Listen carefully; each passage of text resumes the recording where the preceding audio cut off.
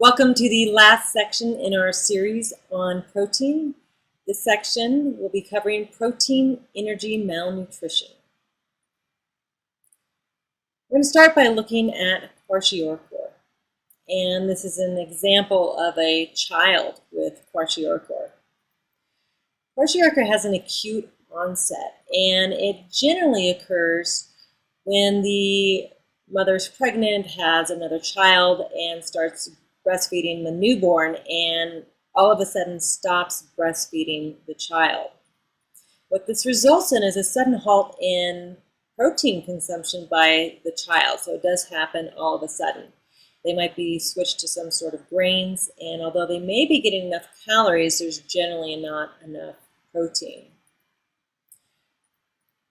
One of the characteristics of kwashiorkor is the swollen belly that you saw. It's covered up now, but you saw in the initial picture. But also, look at these swollen feet and swollen legs, considering how thin the arms are.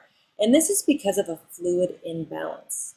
Remember when we talked about protein functions? Proteins are very important in maintaining fluid balance.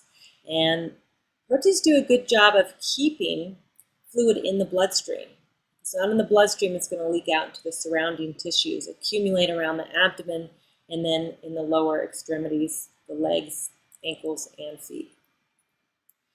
Another reason that the abdomen may be distended is because of a fatty liver.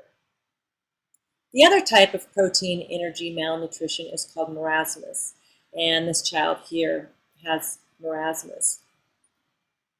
Now this starts generally immediately after birth. So the child is born, but there's just not enough food. It could be that the mother's breastfeeding multiple childs or doesn't have enough breast milk, but there's also not enough of other types of food or grains to feed the child.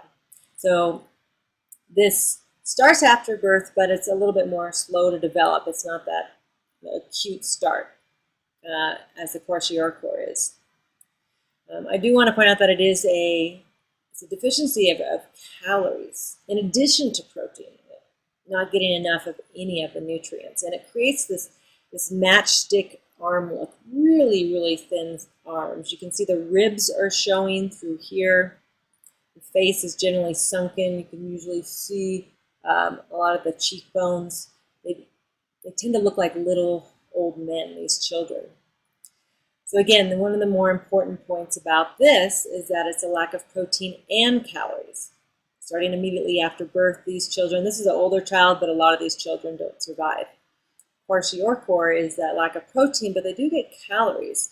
So they do have longer survivals, but it's that acute onset and deficiency of protein. So make sure you are able to differentiate between these two types of protein energy malnutrition. And this is the end of our series on protein.